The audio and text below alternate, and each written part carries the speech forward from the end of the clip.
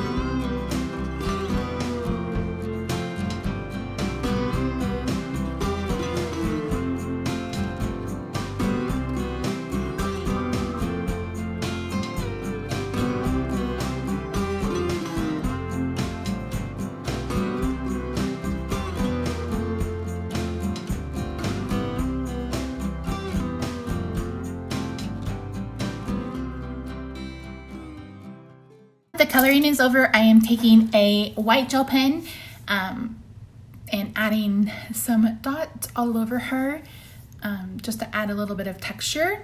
I'm using a Bermuda Bay card base from Stampin' Up, 4¼ by 11. I scored it at 5½. I'm gonna add this panel to my card using a little bit of foam tape just to give it a little bit more added dimension. And then finally I go in with some sparkle, which I don't know if I showed it here or not, to finish off this card. And I think it turned out so stinking cute. Okay, so for this card, I'm going to be using this Pebbles paper, and I decided to use the mermaid scales and then the water. I thought this would be a really cute background for a mermaid card. And I'm cutting these down to 4 by 5¼ and then I am cutting them on the diagonal. So I'll show you in just a second. So I'm just lining up the diagonals in the paper trimmer and cutting them just like that. And then I'm going to adhere them to a Night and Navy card base and a Melon Mambo card layer. So the Melon Mambo card layer is 1/8 of an inch bigger, so it's 4 1/8 by 5 3/8. We're going to go ahead and get the inside card panel adhered. I didn't add anything to the inside of either one of these cards. I really wanted the coloring on the front to be the star of the show. So yeah, so once we get that done, I'm going to bring in a piece of that Hammermill 100-pound smooth cardstock. I get mine on Amazon. Keep an eye on it. The prices can vary like by the hour sometime with prices on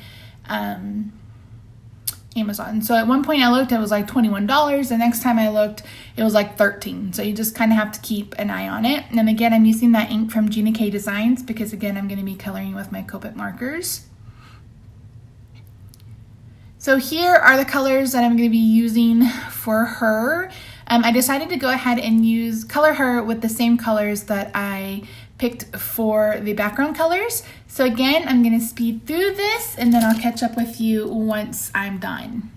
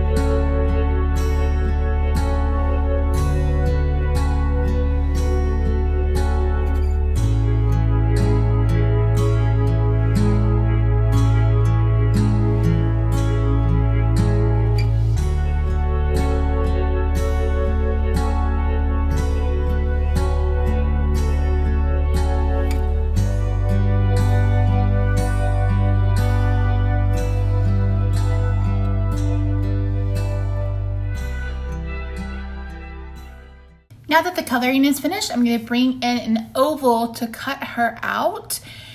And initially I thought I was going to be able to use these scalloped ovals, but unfortunately it was just cutting too much off of her. So I brought in the layering oval framelits from Stampin' Up. I am going to use that largest oval from I believe that's from My Favorite Things. It's the Stitch Scallop Stackables or Stacks or something like that. It's something like that.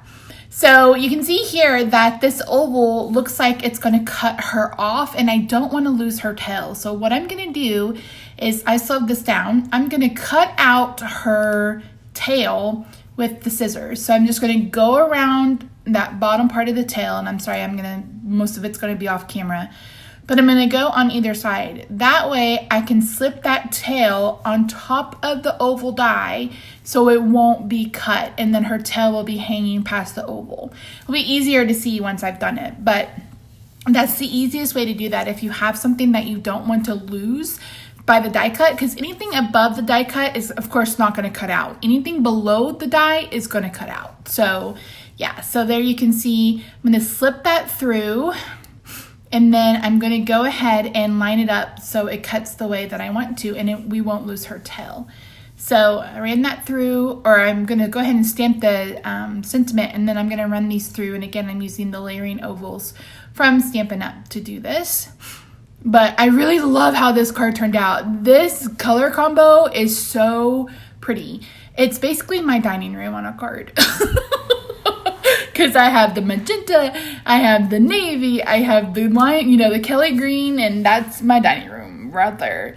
So here's another tip for you. If you're going to cut out a large die cut and the middle is not going to be seen, go ahead and use it. I actually didn't end up using that small oval on this card, but it's one that I can use in the future.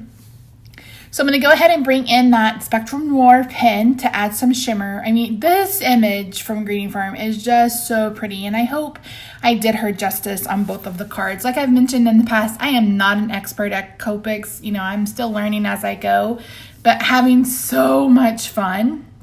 Here, initially I thought I wanted to just have it flat, but then I was like, no, I want that tail to have a little bit of shadow underneath it. So I went ahead and popped it up with the Scotch foam tape, and then we're going to add that to the card with a piece of Scotch foam tape. And seriously guys, I just really love this card. Oh my gosh, I love it so much. Here you can see that I went ahead and decided just to go ahead and add it with some tape. I didn't want to add it onto that pink background. It just took up too much space, number one, and number two, I really want the mermaid to be the star of this show, and I think she turned out so pretty. I'm using some glitter enamel dots from Stampin' Up to add a little bit of what's it called, like brads. So here are the two cards, very different, but I love both images, and I hope you do too. Let me know which one is your favorite down in the comments below. Like I said, sign up for Stampin' Up. If you're interested, email me if you have questions. On the screen, you're going to see 2 videos for you to check out, and you can hit either the Jolly Fat Elf face or the At Home with Misty face to subscribe to either one of my channels. I hope you'll subscribe, stick around. I'll see you Friday at 10 a.m. Central for another couple of cards. Thanks so much, guys. Bye for now.